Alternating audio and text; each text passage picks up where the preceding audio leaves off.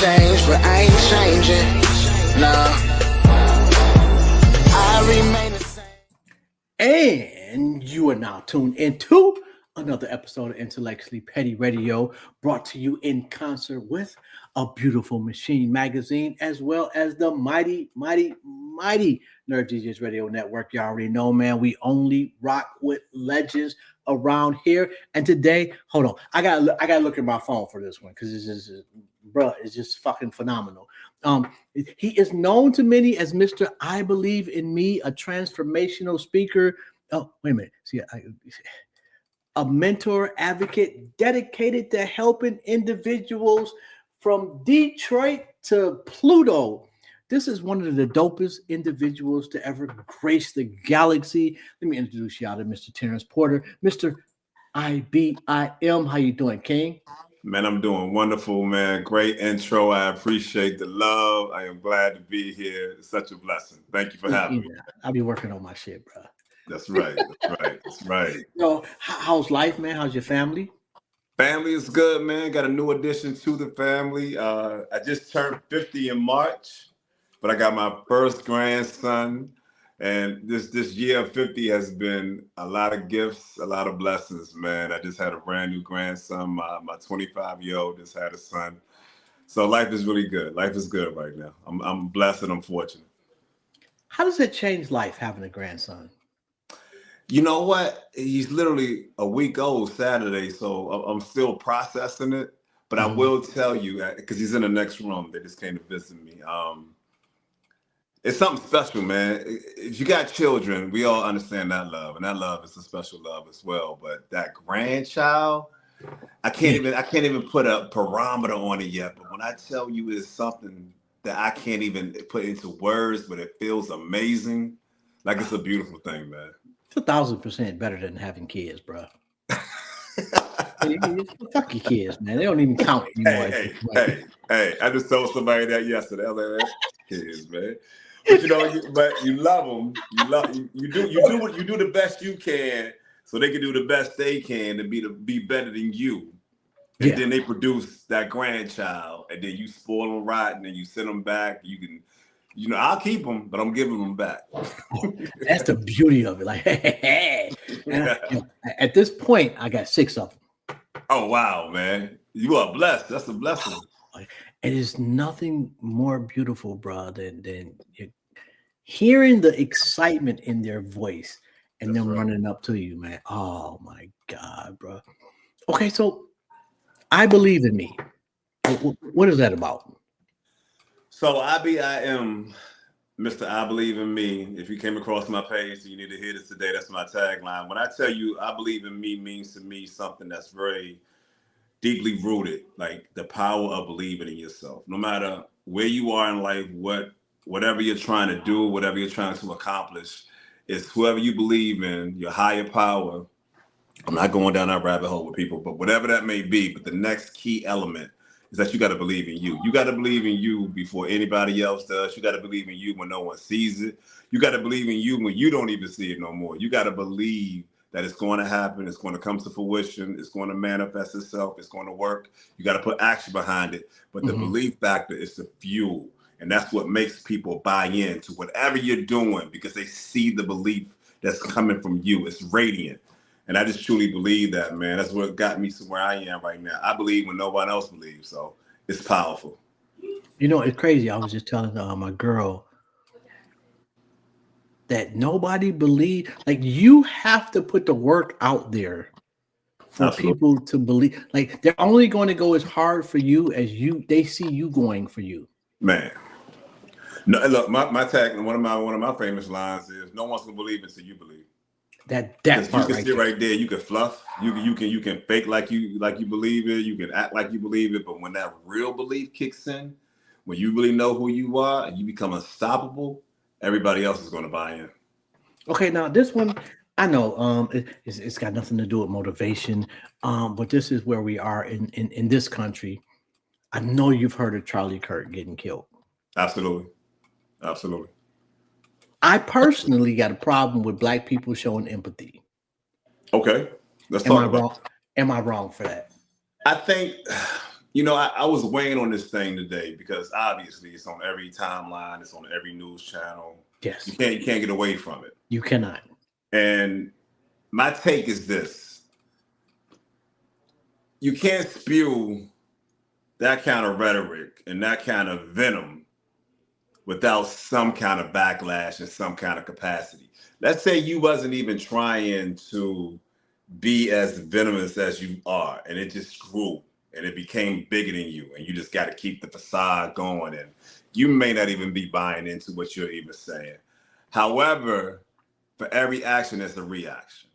Facts. And when it comes to Black folks, we've been seeing ourselves being killed on screens for years. And we have learned how to normalize. We have learned how to deal with trauma. We live with these visions and these images of us being assassinated or murdered or killed all the time. And I think our empathy cup is low. That doesn't mean that we are sitting here celebrating, someone getting their life taken. We're not sitting here saying that, that was a great thing that happened, because that man's kids was there. His wife was there. I don't give a fuck about that, bro. I'm gonna be honest with you. I'm gonna show the same motherfucking empathy that you lacked when ours were killed. And you went out your way, and this is just me talking, and I know it's got nothing to do with you, and I'm sorry to get on my soapbox, but he went out his way to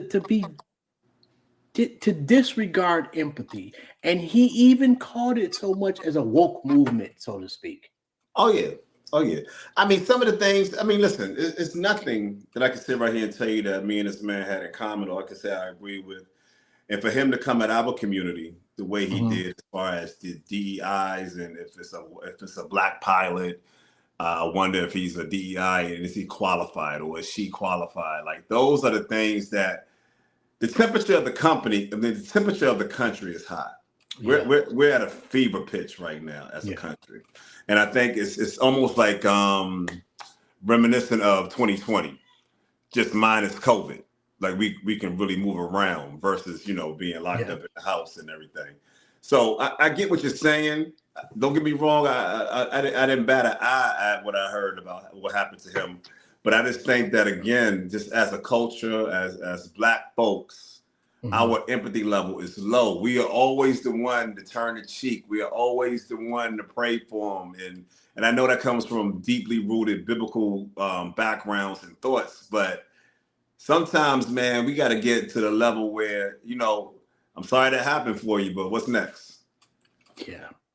No, I don't want to make this about the whole, but this last point, I saw a old clip of a barber talking to a reporter. And I'm paraphrasing, but he said that if you believed in the Jesus that we believed in, we would be in power by now. That part. Yes. Okay. So we gonna move on, because I ain't gonna let that motherfucker take up the whole show. That's real, though. I get it. 7 keys to building confidence. What's that? Yep. So that's my first labor of love, my first book, 7 Keys to Have an Unshakable Belief. And it goes back to the whole IBIM mantra, but it's also speaking to a very practical place. Like when I wrote the book, I wanted it to be easy to digest. I didn't want it to be a long read, because what happens, if I had to just be blunt with you, just lay it all on the line, people think it's some magic bullet or some magic pill, or there's some magic thing you got to do. You got to work.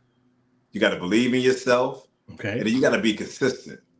I don't care if you are chanting affirmations. You got to chant them every day. You got to do them every day, and you got to put action behind them every day. Like, no one, in the words of a great poet, no one's coming to save you. And I turned 50, and the older I've gotten in life, the more I've understood that there's no one coming, and you got to save yourself. But you can disagree. Do it. That's it. That's the part right there. There is somebody coming to save you. You got to do it. You got to do it. And here's the thing about no one's coming. If we really want to just jump on that, people are going to align with you when you get to where you're supposed to be. When you're in that path, when you're in that mode, when you're in that purpose-driven part of your life, the right people are going to connect. You're going to become a magnet, and you're going to find the right people. It may not be the people that you started with. It may not be the people that you're around each and every day. They can't see you for where you're going. They can only see you for where you are right now. But you'll align yourself. Me and Kim, I didn't know Kim, Dr. Kim, from a can of paint. But me and her aligned, and we understood that, you know what? Our paths meet, and we can help each other. And that's the synergy that happens when you really put that belief into motion. Like, I just don't want it to sound like I'm just, fairy tale dust and rainbows, just believe and then it's all going to happen. That's not how it works. You got to believe in it, but you got to put action behind it. It's faith. That's right. That's right. It's no different. It's no different than when you go to church. No different, but you can't see it, but you keep going towards it. Facts. So let me ask you this. Okay, so in the beginning, like when did this journey start for you? You're talking to an inner city kid from DC, man. I grew up in that Reagan era. I grew up in that time when DC was considered the murder capital of the country, the crack capital of the country. It was a bad time growing up where I grew up, but I had a praying grandmother, I had a praying mother, I had praying sisters, and I always knew that speaking was something that I was going to do. Mm-hmm. I was the kid that was in the talent show back in the day. I was singing Parents Just Don't Understand in the talent show, and I won. And then in junior high school, I was wait a minute, that one in DC, nigga? Yeah. Oh, yeah. That was, let me tell you something. And look, and you know what's so crazy about my environment, brother? If I had to be real with you, I grew up on North Capitol Street, Northeast DC. Shout out to DC right now. Mm-hmm. I could walk out of my door, look to the left, and the Capitol was clear as day. Mm-hmm. Clear as day. But it was so much poverty, death, and mayhem that was all around me. But that Capitol, I could see it. It was literally 9 blocks away. Mm-hmm. I could walk to the Capitol from where I grew up at. That's how close it was to where I lived at. And growing up in that environment, man, it's one of two things. Either you're going to adapt to that environment or you're going to get out of that environment. And I kind of had the Fresh Prince story. I got into a really bad fight when I was about 13. I got jumped. By like 6 dudes. And they broke my collarbone. They broke my jaw. They knocked out 3 teeth. I was in the hospital. For a week. I to show you how much something like that can really mess with you as a child. I was in the hospital the week of Thanksgiving, and they let me out the day before Thanksgiving. And I had to drink Thanksgiving through a straw because my jaw was wired. And my mom looked at me and she said, I'm moving you to Maryland. So if you know anything about the DC, Maryland area, it's all connected. And my mom moved me to Maryland, and coming from DC to Maryland was a shock because, I was in an era where everything was black. I'm really from Chocolate City, DC. The teachers was black. The mayor was black. The police officers was black. Everything was black. And then I moved to Maryland, and it was my first white teacher, my first white classmate. Like, everything was new to me, but it was a blessing because that was a real pivotal point in my life. If my mom probably didn't send me to Maryland when I was 13 going on 14, I don't know if I'd be on this podcast right now. But that was kind of like the catalyst and the launch pad of everything that's happening for me now. As far as the social media movement and everything I got going on there, I went through a dark spell in my life with my wife. Me and my wife went through a really, really rough time, man. I was going through something where I had to take a lot of accountability for my actions. Like, I was the least common denominator. So you fucked up, bro. Yeah, I fucked up. Let's just cut to the chase. You fucked up. I fucked up bad. Fucked up bad to the point, though, where, because as men, we can fuck up, but it takes a strong man to take the accountability of the fuck up. Like, I took pure accountability of the fuck up. And I looked inward. I didn't look outward. I had to start looking at me. Like, what am I doing? If I keep on getting into the situation, like, you are the one. Like, you are the part of it. So I got off of social media, man. I got away from it. I cut it all off. I shut it all down. God damn, nigga, how bad did you fuck up? I fucked up bad. I almost lost it all. Almost You can lost say everything. I got off social media and everything. I cut it all off. I got real reclusive. Like I had to like rebuild. I had to rethink. I had to really kind of like find me. And I told myself if I ever came back to social media, I was coming back with a purpose. I was coming back very. I'm gonna stop you right there. Let me stop you right there. Wait, I'm sorry. You fucked up horribly. What's the roadmap that your wife gave you to repentance? I remember vividly too. I came home from work one day and she said, let's go take a walk. And you know, she was kind of like laying out like, look, I forgive you, but here's what's going to happen from here. And you know, when you're in that situation, any man knows. You're thankful for the grace that this person is giving you to even enter back into her world. Now, even when you enter back in, don't mean you all the way back in. You may be in. You had to go You ain't got the key yet. I ain't got the key yet. Yes. So when she was telling me everything she was telling me, man, if I had to be real with you, brother, no fluff, no podcast talk right now. I just really said, okay. I abided to all these demands for lack of a better word. And I was like, I'm gonna make it even better. One thing I wanted to show myself with this situation was I didn't want to give lip service, I wanted to give action.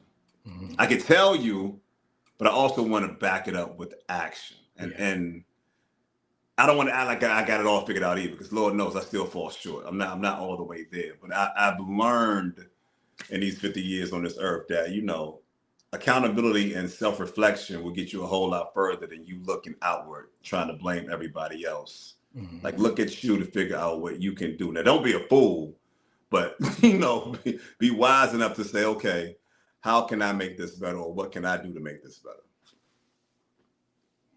Okay, so just had your grandson, first grandchild, let's say 25 years down the line, and your grandson comes to you and cops to the same mistake you made and wants to know how you fixed it. What's the first step?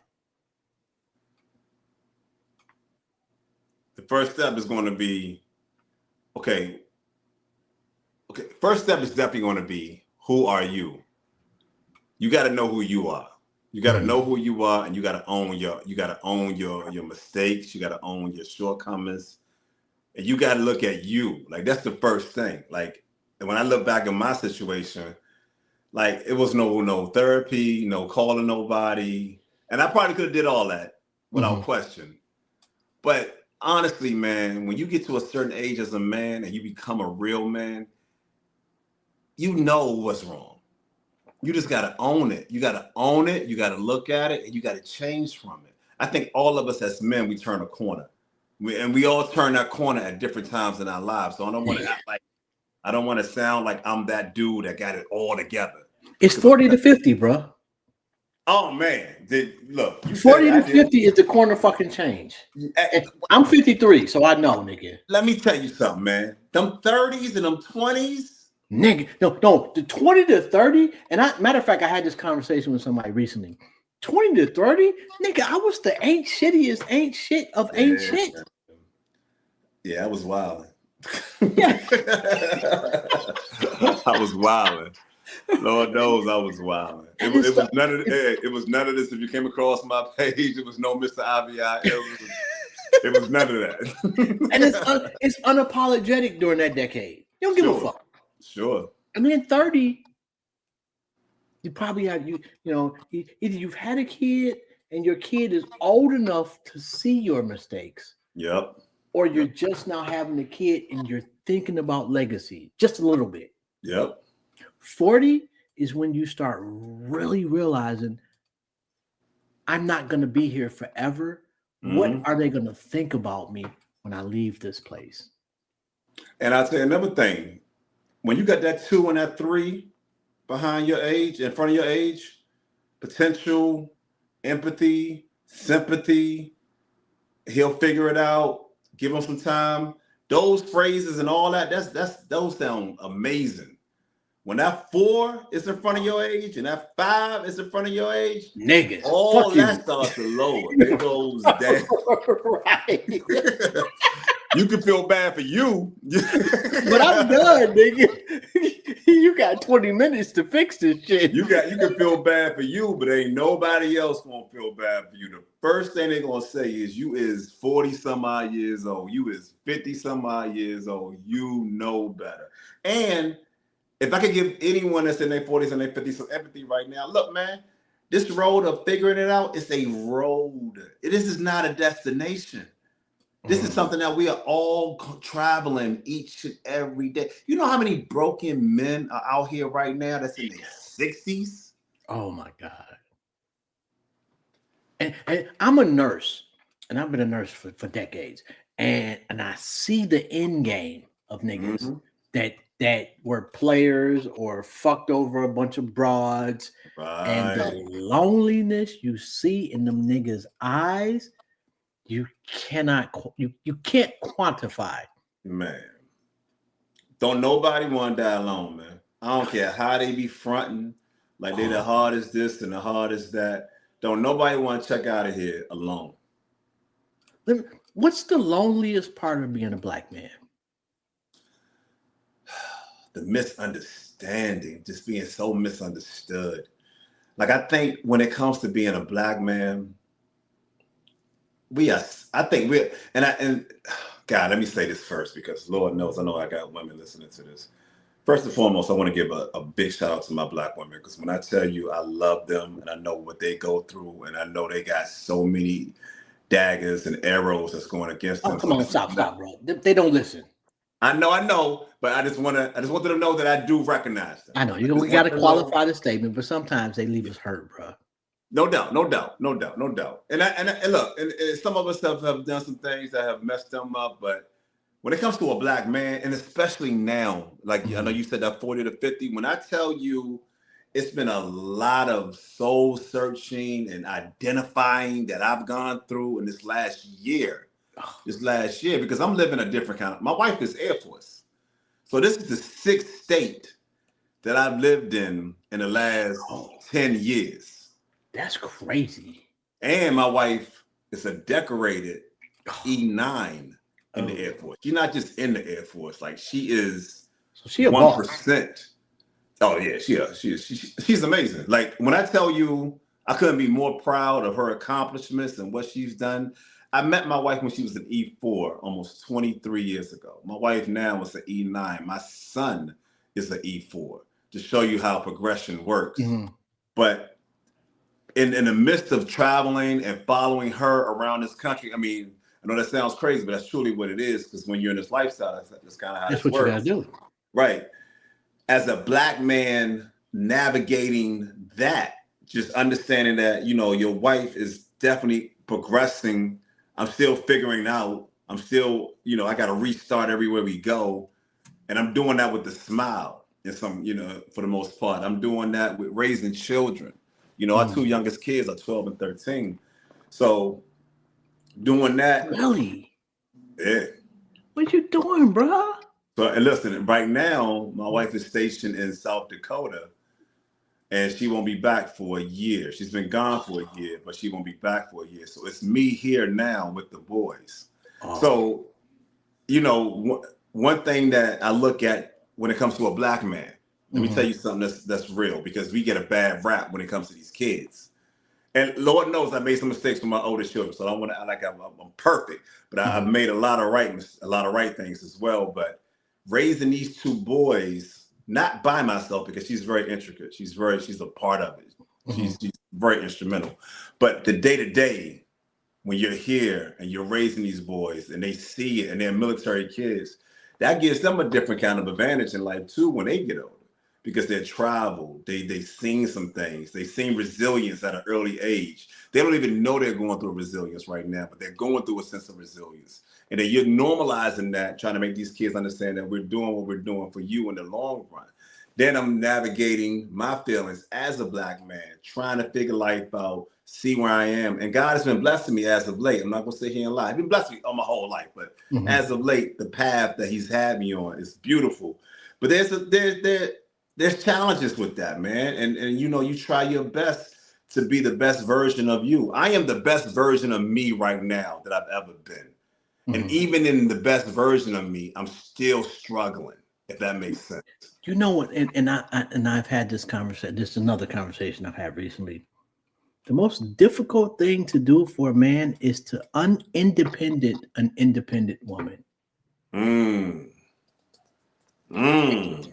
and they don't see. Like, You gotta say that again for the people in the back that didn't hear you. That was deep right there, bro. the most difficult thing for a man is to unindependent an independent woman because she has been so accustomed to running shit Yes. that Yes. she cannot acknowledge or accept a man running shit. Hmm. And she won't even allow you the opportunity to make a mistake. So when we look at that, do we go all the way back to Big Mama? Do we go all the way back to I mean, we can go all the way back to when. You can't go back. But Big Mama knew her role. And I'm not being dismissive of women nowadays because their role has changed. Not Sure. necessarily because of them, but because of circumstances in this country and the way that this country has tried to split up the black family.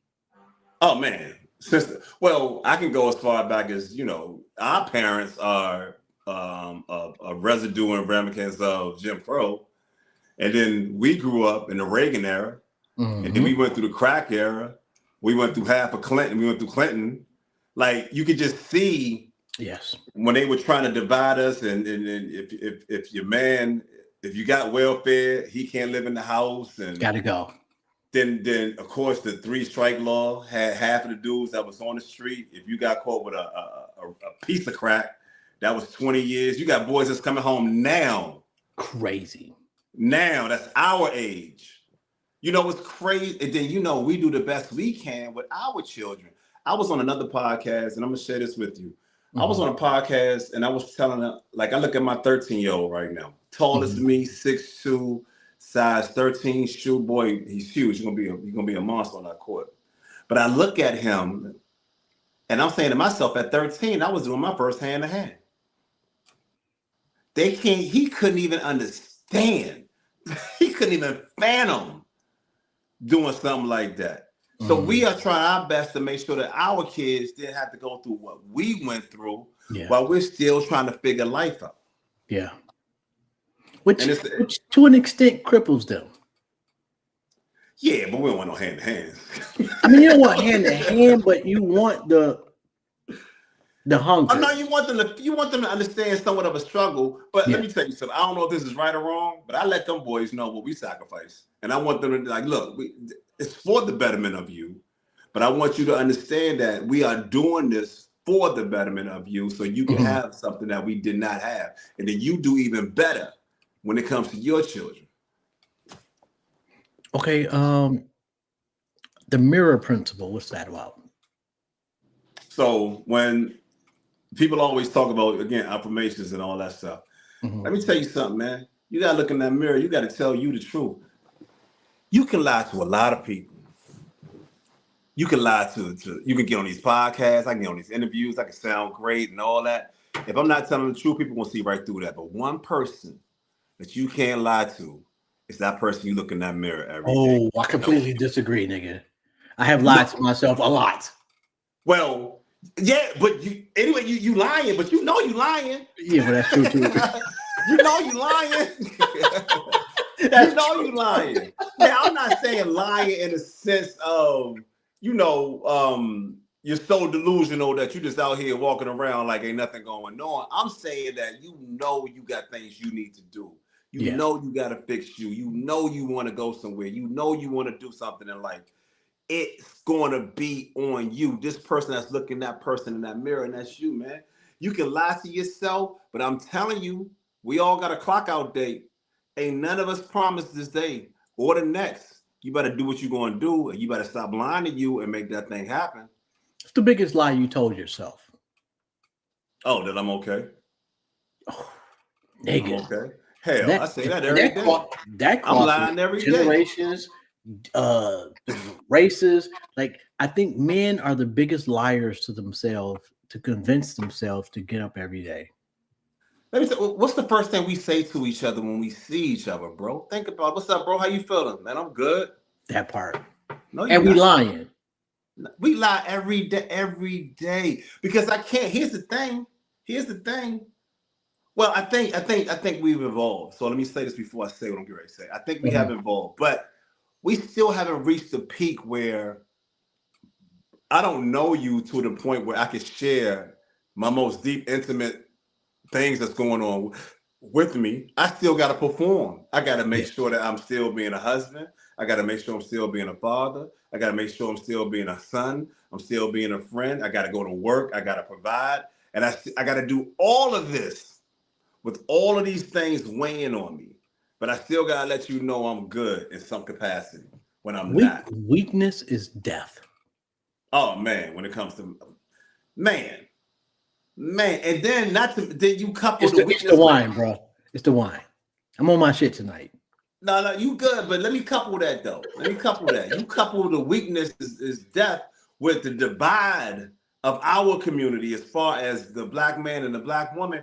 When we get on these podcasts and we start talking about who's bringing what to the table and who's doing this and who's doing that, we are so divided in that area. Then you got to be this machismo, this macho man when you really hurting inside. So you can't even really fully be authentically who you are. Hell, you may not even know who you are because this facade has been going on for so long. Yo, like, the most difficult thing is to try to have an honest conversation with a woman. Oh man, you talking some deep stuff tonight, ain't you? You going in, ain't you? Yo, bro, because I don't give a fuck, man. I'm too old to care. I didn't transition over. You know how old people and children are honest. I'm old people now. Super honest, right? I just don't give a fuck. You know, and it's just I'm getting to the point where I'm realizing that my happiness is paramount. Oh man, it's Trump, absolutely. And you know another thing that happens when we get into these 50s, all that shit we thought that meant something, it don't mean a motherfucking thing. I sit back and think about some of the dumb shit I was stressing about, and it really didn't mean anything. And I think that happens every decade. In your 20s, when you hit your 30s, like, man, why was I tripping off of that? But these 50s, let me tell you something, man. My mentor told me something powerful. He said, T, stop sweating the small shit. And he told me this when I was in my 20s. Mm-hmm. And I said, Tim, like, okay, I hear you say that, but what does that mean? Like, what is the small shit? If it ain't your health, it ain't your family, everything, it's the small shit. I hate to be, and I'm one of those disagreeable motherfuckers. I'm just who I am by nature. But as I've gotten older, the small thing, and I've talked about my heart surgery for years now. It's been about 5 years. Well, congratulations, man. Well, I'm still breathing. That helps. That's right. But it's the small things that, especially with my interactions with women, it is the small things that have gotten bigger. So you don't think that now that you're at the age where you are and the women that you deal with, they haven't turned that corner? Because the same way we turn a corner, they turn a corner. Romance never gets old. And when I was 20, I didn't give a fuck if we went to the movies and about saving the ticket. Right. But if you save the ticket at 40 and you bring it up 5 years later, she cries. It's an insignificant thing to the rest of the world, right? But it meant something to her because you thought enough years ago to say this may be a moment for us. So in that, and it's not just your woman you with, it's your grandkids, it's your kids. Like, my daughters appreciate way more now the little things. Opposed, so I can agree with you. Yeah, I would argue that the small things get bigger as you get older because you appreciate the process of living. Well, I think that what you're saying is 100% accurate. I think Mhm. that in a grand scheme of what I was trying to say was the small things are like the things that you would stress about, like we always as men we're chasing money and we're always trying to figure out how to make sure that everybody else is okay and Mhm. things like that. Those things really start to really dim Mhm. the older you get. And I exercise with my family. I don't care if you going to the store. Okay, I love you. I'll see you when you get back. I love you is one of those words, one of those phrases in my home that Means something. we really, really, really, really hold deem. And I don't and I grew up, my mother was a very my mom is still here, but my mom is a very loving, loving, loving mother. And she always spoke life on me. So I know Mhm. that's where I get like my speaking and everything from because I'm an empath by nature. I got that from her. But when it comes to these kids, my son is 25 years old. He's big as me. But I kiss him on our forehead every time I see him. I hug him. I tell him I love him. My Mhm. 29-year-old, I tell him I love him. I hug him. Like we got to really start normalizing affection and love because we just don't Yes. know. Yeah. We just don't know. And those are those. It's a big thing, but it's the little thing. I Yes. love you. I see Yes. you when you get back. I You love know, you. Okay, all right, I'll talk to you later. crazy is that every day, I don't even remember the last time outside of my heart surgery that time. I don't remember the last time, and all three of my daughters are grown with their own kids. Every morning around 7 o'clock in the morning, I text them the same shit. God loves you, and so do I. That's right. That's right. That's right. That And means something. like the other day, I didn't text them till I don't know, like 10 o'clock in the morning, and I can't remember who. One of them was like, "Okay, what we doing here, pops? Right. Nigga, you slipping? Like Right. because Right. I didn't, and I got one, my oldest daughter never responds, and I stopped doing it for her because I felt the way. Okay. And one day she was like, "Dad, I'm just not a good texter, but I need that." See, I you was hitting read them those every heartstrings. You fucking didn't day. even know it. That's Yes, right. And I yes, think it's something special, a connection with the mom, with the dad, and the daughter. Like I got yeah. one daughter, so to hear that you got three, and your daughters could definitely be at least my daughter. She's a handful, but she's beautiful. And Yo, your daughters are wild, bro. I'm gonna tell mhm. you.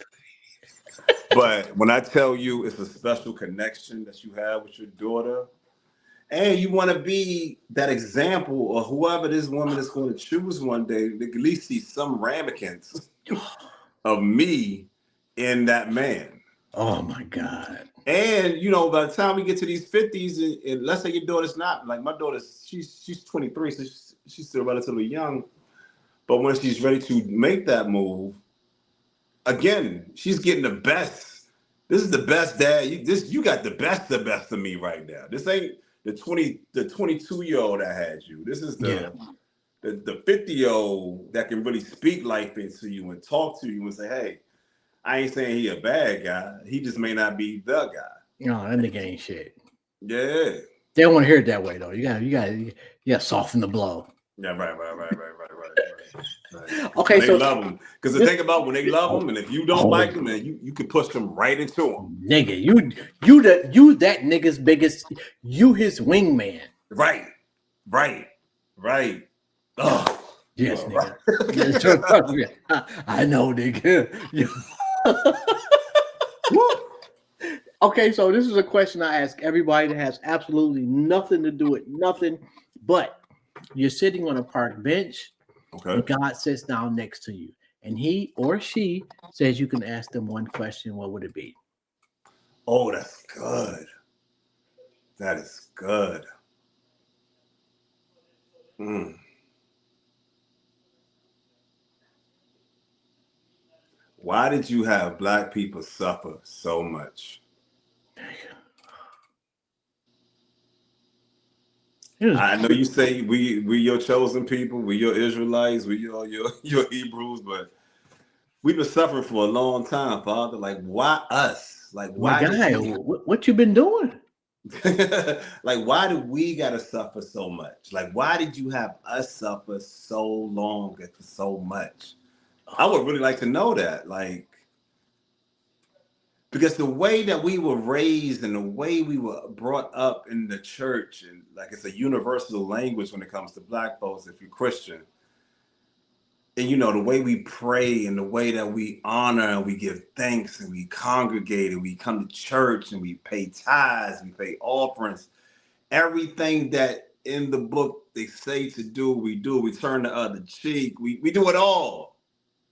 But I feel like my people suffer the most. Why? Because we have been taught a version and we ignore the other parts of the Bible. Because that turn the other cheek shit sure didn't matter when Noah was on the ark. Hey, how about I'm the tail, not the bar? I'm the head, not the tail. Nigga. Or I'm Sodom and the Gomorrah. lender, not the borrower.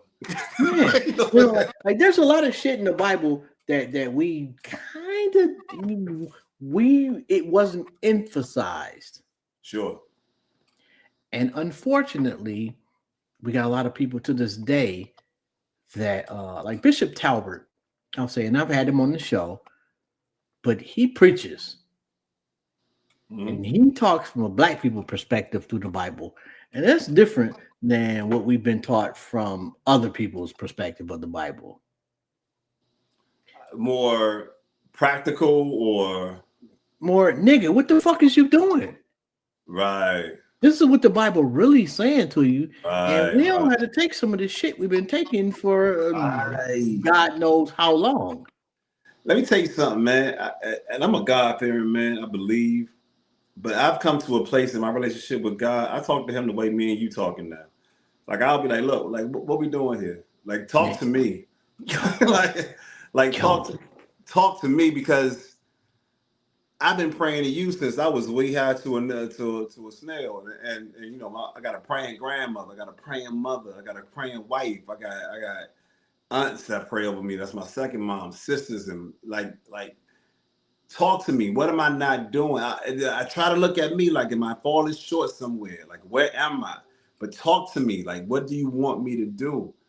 Because I feel like I'm doing everything that you want of me. Why am I still here? And I know we got to go through processes, and I know we got to go through our valleys, and we got to go through our Job seasons in some cases. But I just feel like we suffer so much as a people.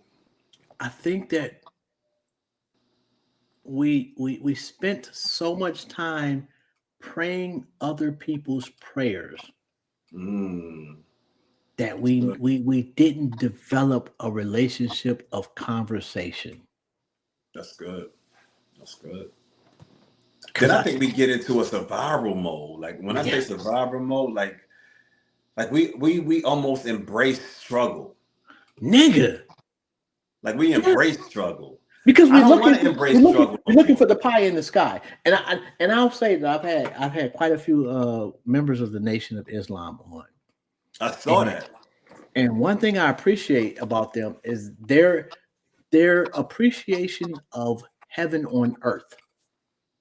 Have it while you're here. Exactly. Because these white folks got it while they're here. Yep.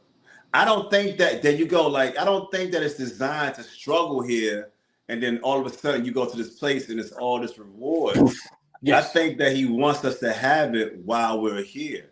Now, that may look different for everybody. Let's be honest. Like what I think may deem as having it may not be what you see as having it. But I think there's a level of happiness, prosperity, stress-free living, no worry that we go through, that we saw. Because worry is almost like it comes down through generations. It's almost like it's hereditary. Like my mama worry, I worry, my kids worry. It's just worry.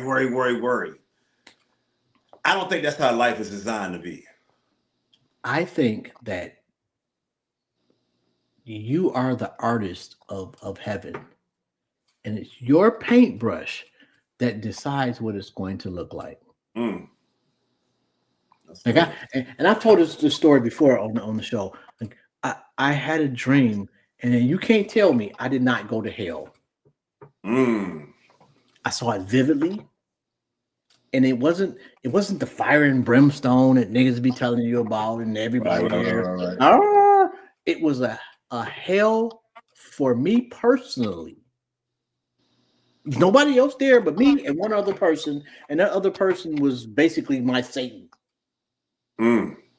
I think that's heaven too. Yep. And I like the way you put that. Yeah. I like the way you put that. You get to fucking choose. And I've spent a lot of time allowing other people to dictate my heaven. Yeah, man. I think the dictating, sacrificing, putting you last, taking care of everybody else. I think we as men, we become accustomed of doing those things because we almost think it's what we're supposed to do. Man, I think that design work until you die. Yeah, till you die. I was watching a couple yesterday, true story. And the way they were kind of interacting with the dad, you could just tell it was just not, that man didn't hold the presence that he probably held at one time in life. But that man probably gave everything he had to make sure that they was okay. You could see it on him. Because you can wear that sometimes. You can wear, I've given all I've got. And I don't want to wear that skin because I've seen that. That's not a pretty place to be. That's when you just don't care anymore. You don't look at yourself the same way anymore. Like, you gotta find peace. You gotta find your happiness. You gotta find joy while you're here. That it goes back to that whole what a black man goes through and what we're thinking and how we're dealing with things, man.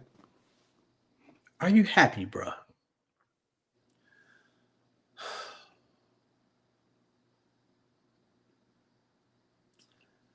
I'm happy in some capacities of my life. I'm thankful. I will say that. I'm very thankful. But I don't think I found pure happiness. And happiness is so internal. So it can't be external. You can find it externally, but it's going to fade. It's deodorant if you find it externally. Like, it's not going to last. You got to put it on every day. But when you can find it internally, it's a beautiful thing. And I think I've had spaces in my life where I was really, really happy. I think I'm at a place in my life right now where I'm in a storm, if I had to be honest with you. I'm in a storm right now. And life is built of three things, man. Either you headed towards a storm, in a storm, or you're coming out of a storm. And I'm definitely in a storm right now. But even in the midst of this storm that I'm in, it's a defining moment that's happening in my life. I still try to find peace. I'm trying to find clarity. I'm understanding more of who I am, and I'm looking forward to the happiness. For me,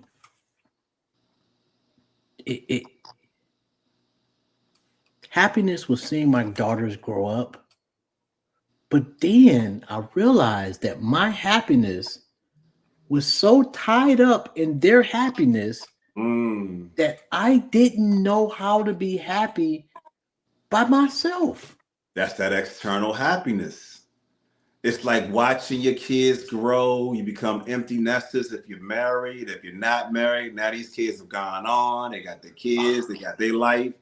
And you're trying to figure out who you are and find your happy space. Yes. Like, that's the real thing.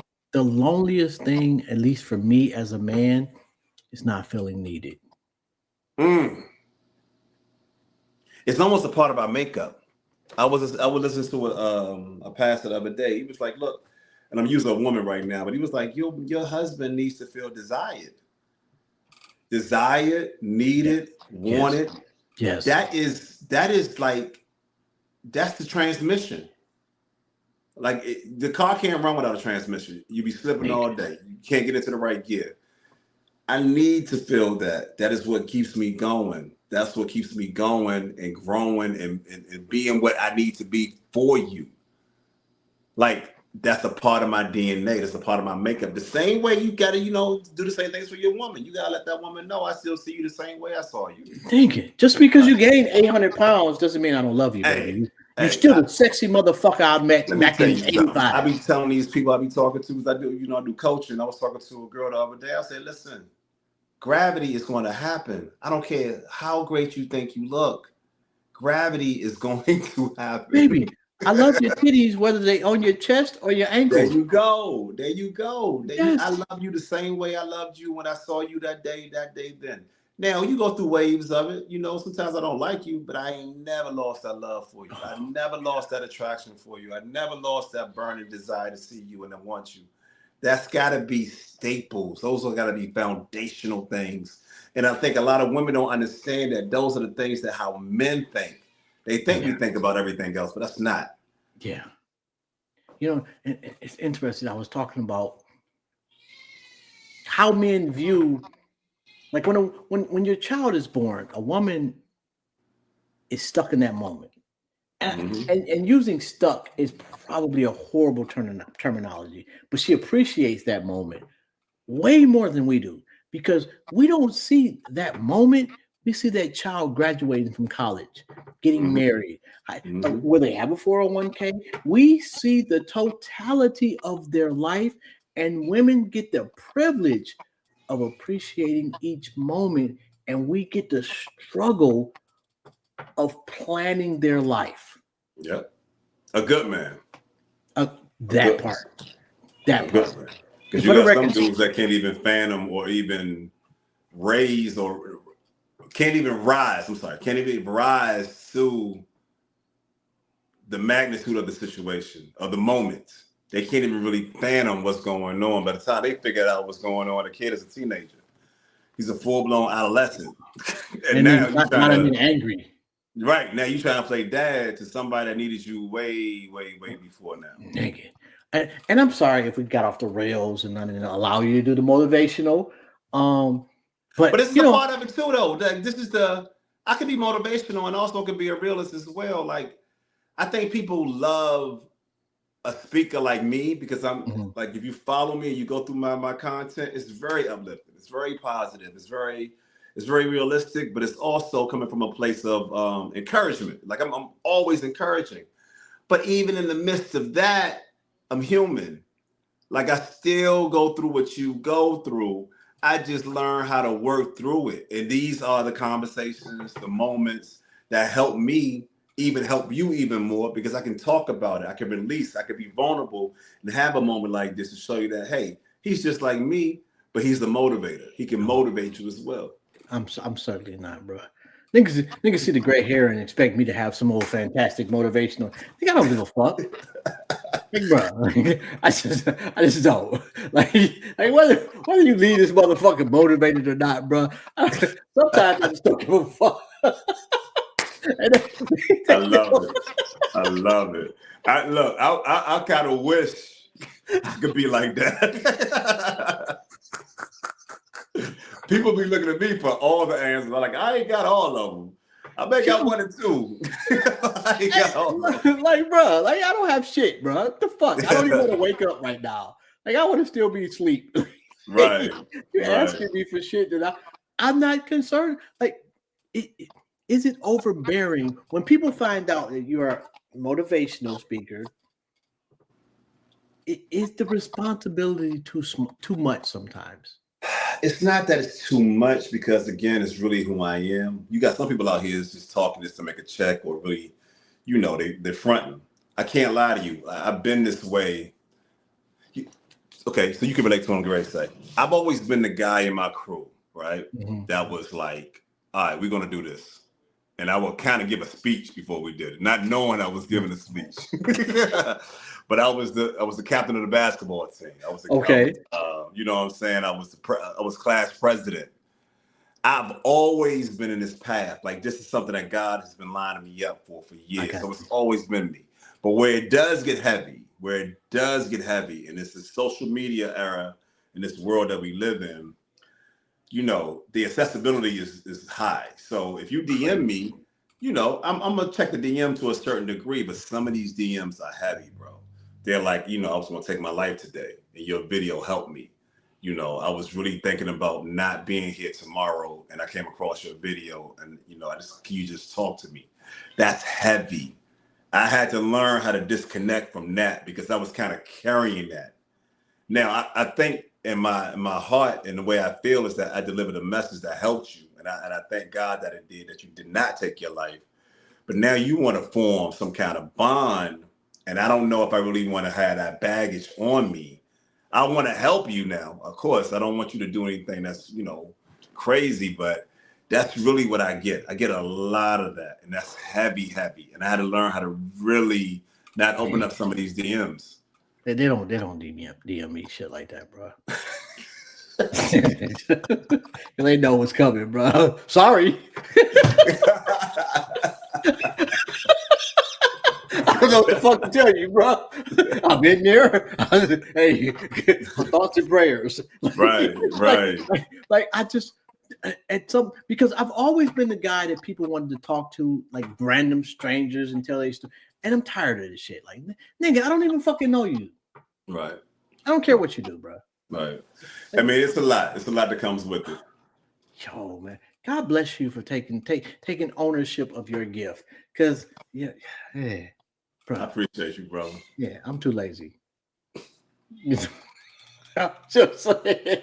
Yo, I ain't gonna take too much of your time. Yo, this has been a dope ass conversation, bro. Like, man, I told you, look, organically talking, and look, I want to tell you one thing I can appreciate with this conversation, man. Your truthfulness, your honesty. Like, it feels good to talk to somebody that's authentic and that has no cut card, and it's okay with that. And brother, I appreciate it. Yeah, man. I'm not about to. I can't even remember the lies anymore. Right. So I just don't. Right. You know, it's just gonna, you know, like I say, it's old people and toddlers. That's right. That's right. And my grandbabies be fucking me up sometimes, man. I can't even tell you some of the shit they've told me. It just humbled the fuck out of me. But if people want to get in touch with you, they want to get you for a speaking engagement. They just need a little bit. Don't DM the nigga crazy shit every time. Please don't DM me no crazy shit. But if you do want to get with me, you can definitely go to my website at I Believe in Me. That's MrIBelieveInMe.com. You can go to any one of my handles on any social media site. That's MrIBIM, Mr. IBIM on all Facebook, Instagram, TikTok, same thing. And then if you wanted to do a one-on-one with me, you want to sit down with me, talk about where you are, where you're going, how can I help you get there, you can book a session through the website. My brand new ebook is on my website as well. And I got a lot of speaking engagements coming up. So you'll see the cities and the states that I'm going to be in the future months. So thank you for having me on the show, brother. I cannot thank you enough. This was a dope conversation. You hear me? Dope conversation. I appreciate that, bro. If there's anything I can do for you in the future, let me know. And if you happen to be in the Cleveland, Ohio area or Detroit, Michigan area, let me know. I'm gonna come fuck with you, man. What up, Doe? 313. What up, Doe? What up, Doe, man? You already know, man. Right. Yo, yeah, it's been dope, man. Appreciate you, bro. You have a phenomenal evening on purpose, and I'm praying everything goes great. Shout out to the grandbaby too. I appreciate you, baby. Thank you. No doubt, man. You have a good one, bro. All right, brother. Be good. Be safe. All right, peace. Yo, y'all already know, man. And that was a fucking dope ass conversation. And this is Jobs. It's been another episode of Intellectually Petty Radio. I was about to get on my soapbox, man, but I'm tired. I'm about to go take a dump and and go to bed. Y'all have a good one. I'm out of here. Peace.